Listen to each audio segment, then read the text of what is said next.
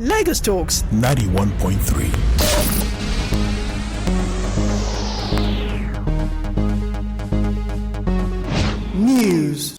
President Muhammadu Buhari has directed the Nigerian armed forces to remain apolitical and continue to operate within the framework of the Constitution to ensure the successful conduct of the 2023 general elections.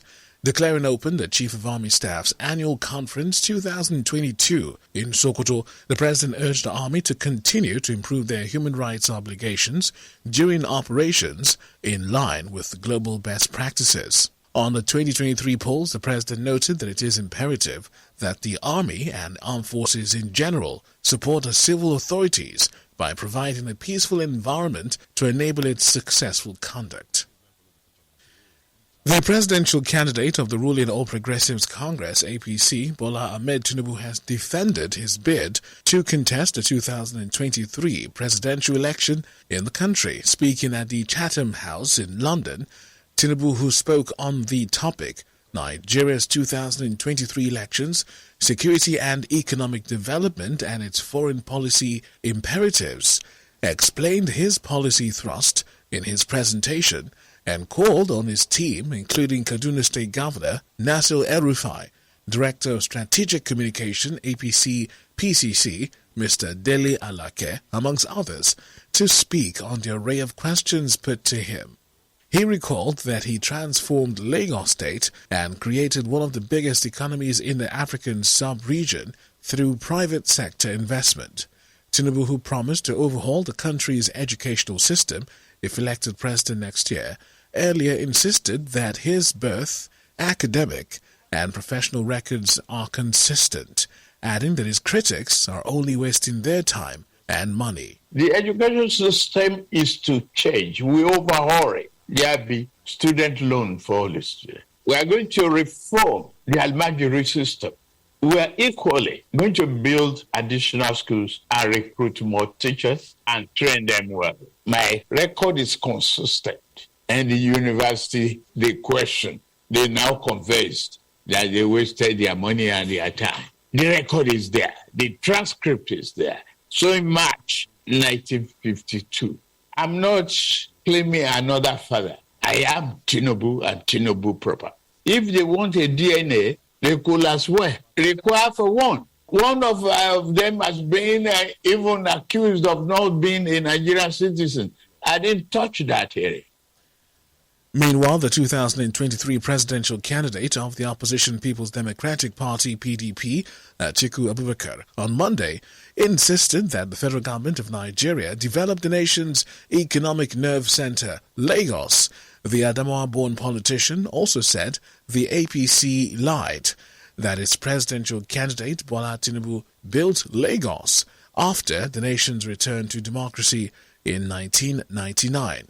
Atiku, who spoke at the PDP presidential rally held at the Tafawa Square in Lagos, warned the people of the state against returning APC to power at the federal and state levels, saying a single family has ruled the state for 23 years. The federal government built the second Benal Bridge. The federal government rebuilt the old Kata Bridge. The federal government built the third mainland bridge, rebuilt Agege Motor Road, rebuilt Okorodu Road, all the major roads connecting island and mainland.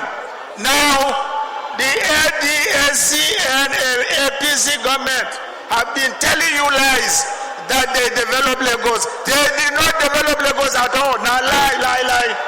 Therefore, it is time for you, the people of Lagos, to liberate yourself from a family government to the people's government.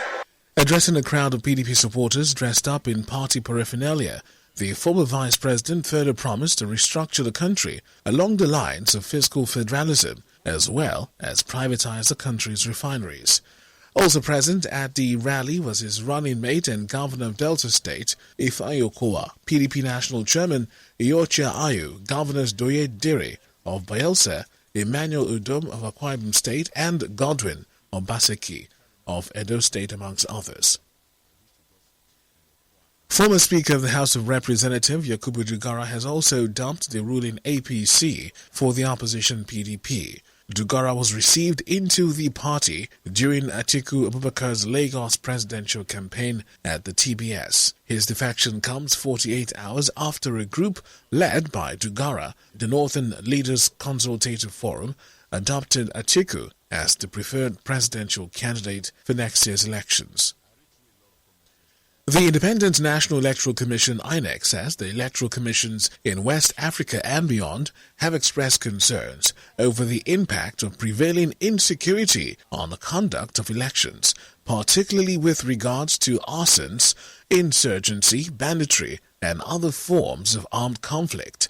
INEC Chairman Professor Mahmoud Yakubu, while speaking at a meeting with the United Nations Office for West Africa and the Sahel in Abuja, assured Nigerians that the Commission will continue to make incremental improvements to the electoral process, which will make voter accreditation and results management more credible and transparent. This is the seventh consecutive general election since the restoration of democracy in Nigeria in 1999. We are aware of the importance of our elections to Nigeria, our sub-region, and the world.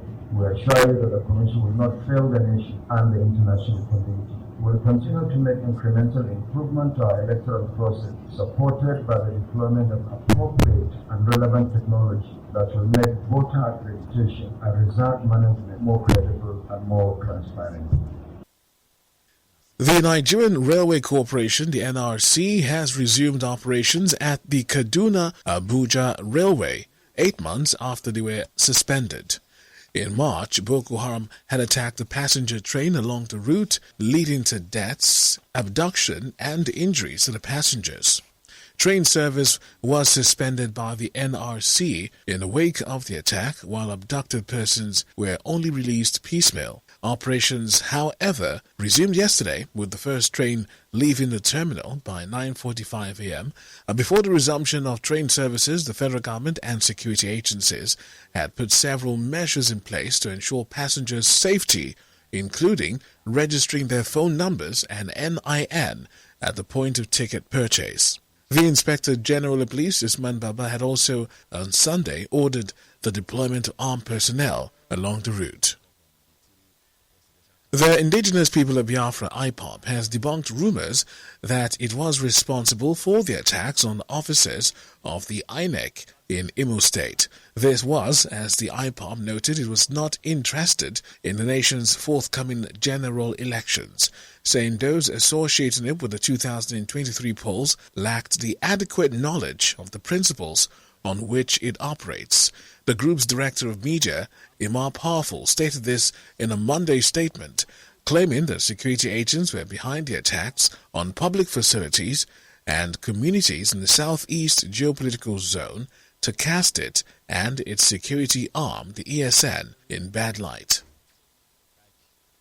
The Osun State Governor, Senator Ademola Adeleke, has commenced the payment of salaries to workers in the state. This was contained in a statement shared on Adeleke's verified Twitter account, signed by his spokesperson, Malam Olawale Rashid. Adeleke also noted that any ministry, department, or agency which fails to submit its salary schedule latest yesterday, Monday, will be sanctioned, whilst adding as well that any agency head who obstructs the process of scheduling will face disciplinary procedures.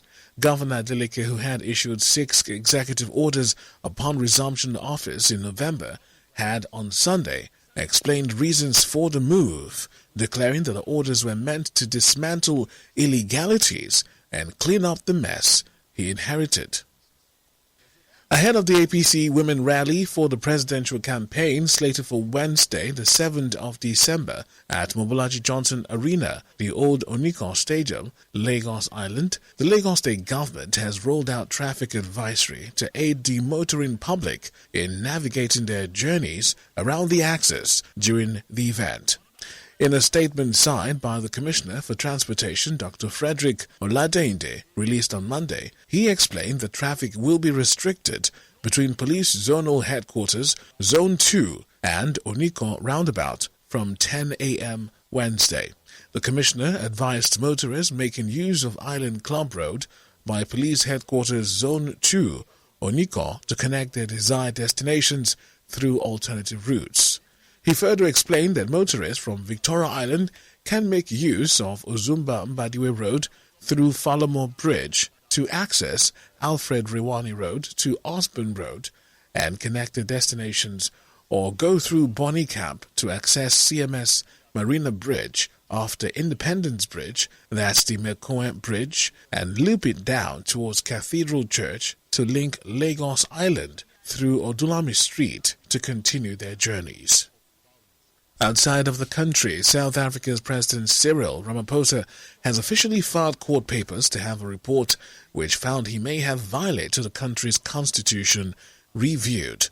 Ramaphosa wants the Constitutional Court to declare as unlawful the findings of the panel and to set them aside. The report released last week concluded that Ramaphosa may have a case to answer after he was accused of covering up the theft of millions of dollars from his private game farm in 2020. The report is due to be debated by members of parliament on Tuesday. Opposition party leaders have said they will use the opportunity to call for the establishment of a committee to look into the impeachment of the South African president. A court in Chad has handed jail terms of up to 3 years to more than 260 people who were arrested after deadly protests in October. The mass trial took place in a high-security prison in the desert. Defense lawyers boycotted proceedings, arguing that the trial itself was illegal. More than 400 people faced charges, including taking part in an unauthorized gathering and disturbing public order. Officials in Chad said about 50 people had died during October's nationwide pro-democracy protests, including 10 members of the country's security forces.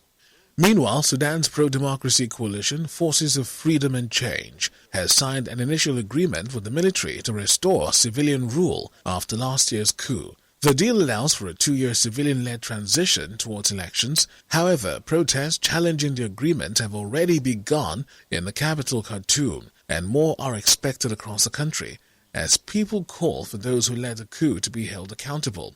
Sudan has suffered nearly 4 years of political instability after the former president Omar al-Bashir was overthrown following mass protests.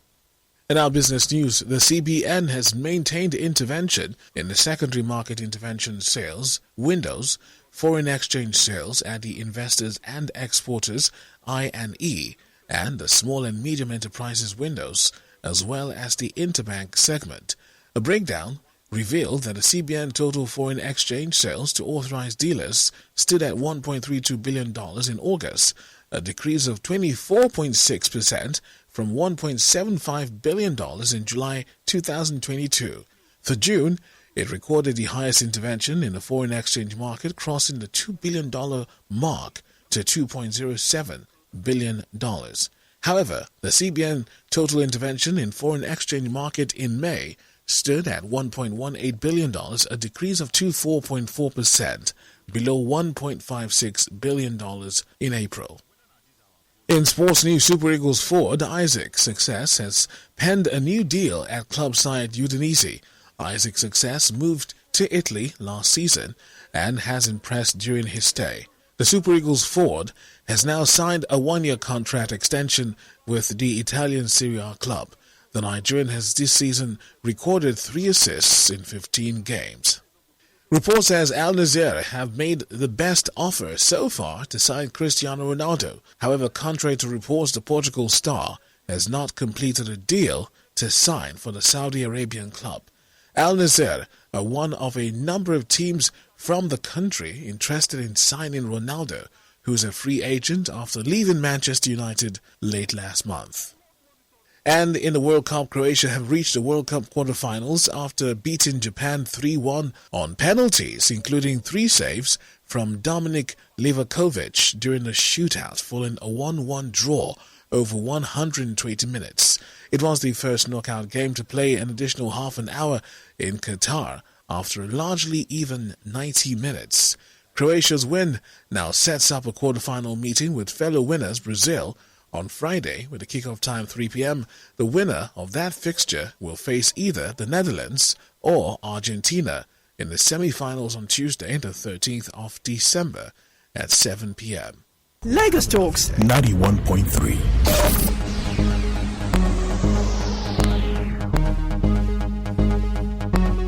News.